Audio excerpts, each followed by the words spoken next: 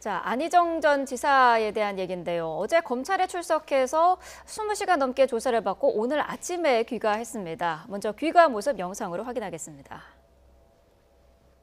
성실히 조사에 임했습니다. 네, 그 말씀만 드리겠습니다. 강요에 의한 성폭행이라는 부분 인정하셨습니까? 위력이 없었다는 점 충분히 소명하셨나요? 성실히 조사에 응했습니다. 네. 다른 피해 주장에 대한 입장은 밝힐 계획이 있으신가요? 죄송합니다. 다른 피해자들에 대해서 할 말씀 없으세요?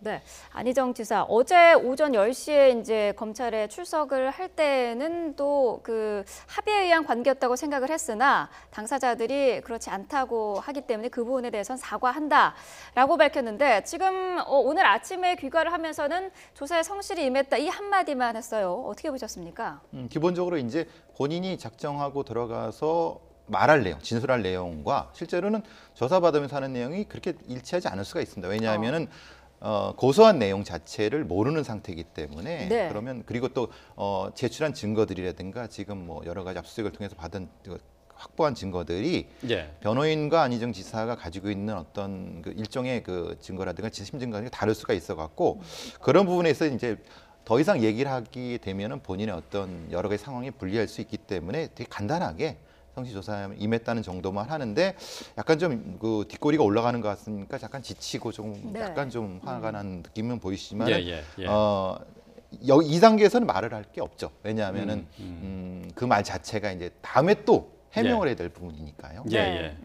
이미 뭐 2명의 고소인에 대한 조사가 마쳐진 상태였기 때문에 어제 이제 안희정 전 지사를 상대로 한 조사에서는 지금 이제 혐의가 업무상 위력에 의한 간음 아니겠습니까? 이제 업무상 이 위력 부분에 대해서 집중적인 조사가 이루어졌겠죠. 예, 피해자가 그러니까 고소인이 두 사람이기 때문에 그 안희정 전 지사 입장에선 불리한 쪽이죠. 지금 두 사람이 되면서부터는 그래서 업무상 위력 그러니까 그 고소인들의 얘기와 다른 참고인들 그러니까 안 전 지사가 도지사를 하면서 다른 직원들과 어떤 식의 소통을 하면서 어떤 분위기에서 일을 해왔는지 보통 수행비서나 정무비서에게 어떻게 해왔는지 뭐 그 연구소 직원들에게 어떻게 대했는지 이런 여러 가지 면을 아마 다 참고인들 조사를 했을 겁니다. 그리고 압수수색을 통해서도 이제 뭐 이런 걸 봤겠지만 그래서 업무상 위력 그런 부분 직원들과의 관계 특히 고소인들과의 관계에 대해서 집중해서 물었을 거고요.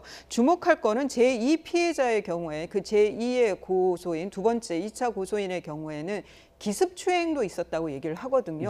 어느 장소에 방문했는데 뭐 추행을 했다. 이런 경우는 이제 그 기습적인 추행, 그냥 확 만지는 것이 추행행위 자체가 폭력이 되는 경우에 폭행이 되는 경우에는 그 자체로 강제 추행이 인정이 됩니다. 이거는 업무상 위력을 따질 필요가 없어요. 그러니까 그런 추행행위 사실 자체가 인정이 된다라고 하면은 안희정 전 지사의 경우에는 업무상 위력을 벗어났다 하더라도 그 강제 추행은 인정이 가능해요. 그게 이제 그렇군요. 구속영장 발부와 관련이 있느냐 없느냐는 또 다른 문제입니다만은 그런데 아마 안희정 전 지사 입장에서는 제가 보기에는 상당히 곤혹스러운 조사를 받았을 걸로 보입니다. 네.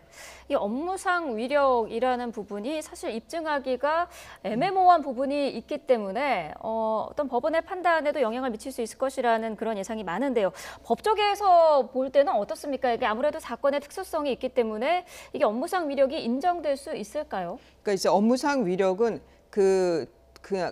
단순 강간 강제 추행으로는 처벌할 수 없을 정도의 그러니까 그런 폭행 협박은 없지만 이런 특수한 관계이기 때문에 저 정도 강압이면은 받아들일 수밖에 없었겠다라고 할 때 처벌하는 거거든요. 그래서 이런 위력으로 처벌받는 경우가 뭐 미성년자, 장애인 그리고 또 하나의 업무상 특수관계일 때예요.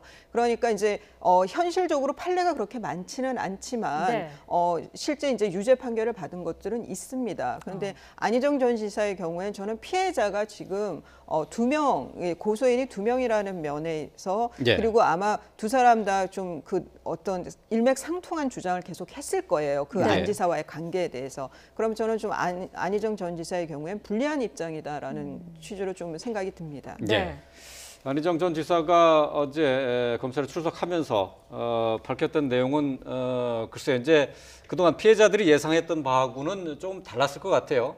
당당하게 합의된 관계였다고 생각을 했었고 그 전에 안희정 지사 측에서 자연스러운 관계 속에서 이루어진 성관계였다라는 식으로 얘기를 했거든요.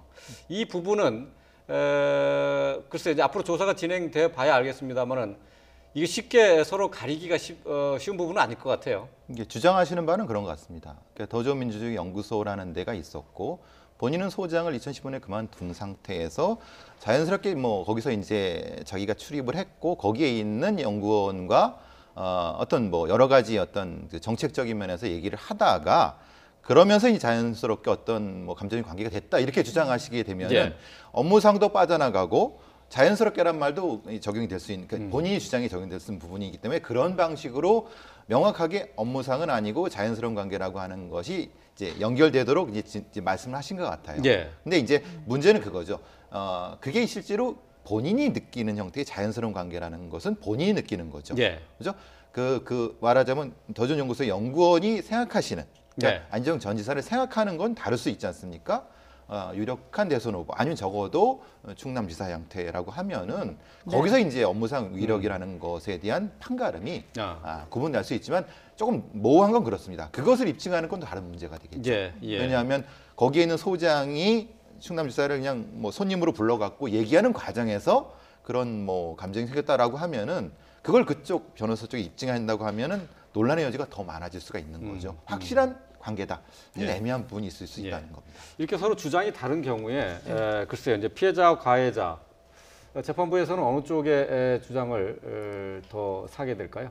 이게 이제 그 고소인이 지금 2명, 만일 또 이게 그 기소가 됐는데, 그 만일 기소가 됐다 그랬을 때 또 다른 제3의 폭로가 있다면 뭐 계속 이제 그 네. 안희정 전 지사는 더 불리한 거고, 그리고 고소인들의 피해자의 진술이 일관되고 구체적이고 변동이 없다라고 하면은 재판부는 피해자의 진술에 더 신빙성을 둡니다. 아 그렇군요. 예. 네. 자, 정봉주 전 의원 이야기도 좀 해볼까요? 지금 민주당에서는 그 복당을 불허했습니다. 만장일치로 복당 불허 결정을 내렸는데 아무래도 정치적인 부담이 상당히 있었겠죠? 뭐 이건 어떻지 정치적인 결정일 수밖에 없는 거죠. 예. 왜냐하면은 반대로 생각해서 복당을 한다고 하면 민주당이 그 짊어질 수 있는 엄청난 부담하고 그렇지 않을 경우를 비교해 봤겠죠. 그 부분에서는 아마 민주당이 사실은 뭐 정봉주 의원에 대한 여러 가지 젊은 층들의 지지가 많은 건 맞습니다. 그렇지만 그거 때문에 전체적인 선거판을 사실 망치기는 싫겠죠. 그 예. 부분이라고 보여집니다. 예. 네. 예, 피해자 측 변호인을 자처하고 있는 박훈 변호사가 이 정봉주 의원과 관련해서 확실한 알리바이를 제공하면은 자기가 빚을 내서라도 1억 원을 주겠다라고 얘기를 했는데 여기에 이제 더해서 진중권 교수도 정봉주 전 의원에 대해서 한마디 했습니다. 내용 보시겠습니다. 자, 내가 정봉주의 변호인이라면은 11시 54분이 아니라 해당 시간에 찍은 사진들을 제시하겠다.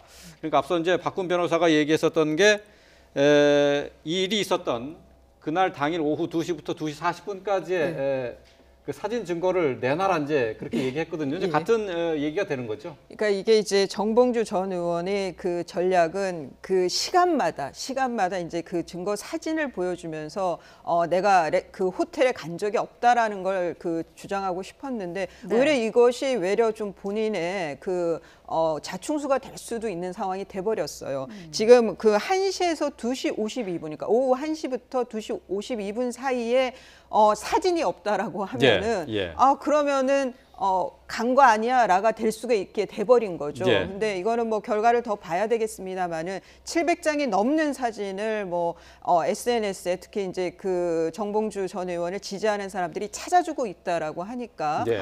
좀 더 지켜보겠습니다만은 저때 사진이 안 나온다고 하면은 예. 정봉주 전 의원 입장에서 상당히 곤혹스러워지는 거죠. 예. 네. 예, 참, 글쎄요, 이제 그 강력하게 이제 주장을 해서 끝까지 진실을 파헤치겠다고 했는데 오히려 지금 조금 글쎄요, 조금 밀리고 있는 상황이라고 할까요? 좀 뭐 그런 좀 힘든 상황이 된 것 같습니다.